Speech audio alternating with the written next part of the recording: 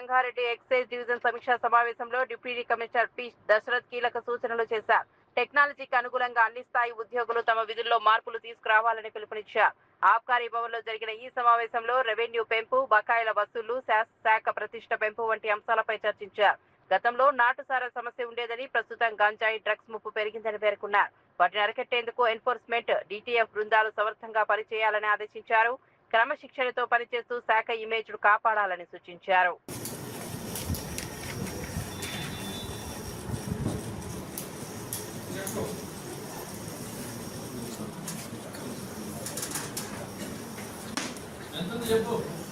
Present 21,82,000 ఉంది sir. March నుంచి third install 25 lakhs change ఉంది sir. 25 lakhs 5 lakhs 5 lakhs 25 lakhs అవును సార్. సెల్లు చూస్తున్నావా? మరి ఎందుకు తప్పు చెప్తున్నావు మరి?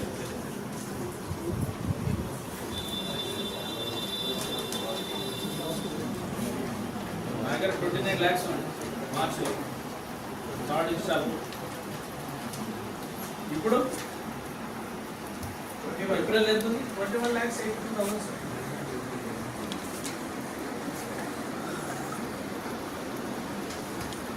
సేమ్ అదే ఉంది. కుత్బుల్లాపూర్ 24, కొంపల్లి 5.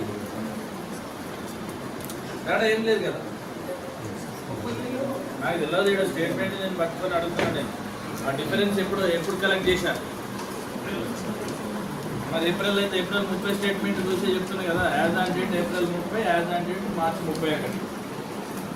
26 మార్చి 31 స్టేట్మెంట్ ఒకటి, 30 ఏప్రిల్ 26 స్టేట్మెంట్ ఒకటి. బట్టి చూస్తే సేమ్ అదే ఫిగర్ ఉన్నది.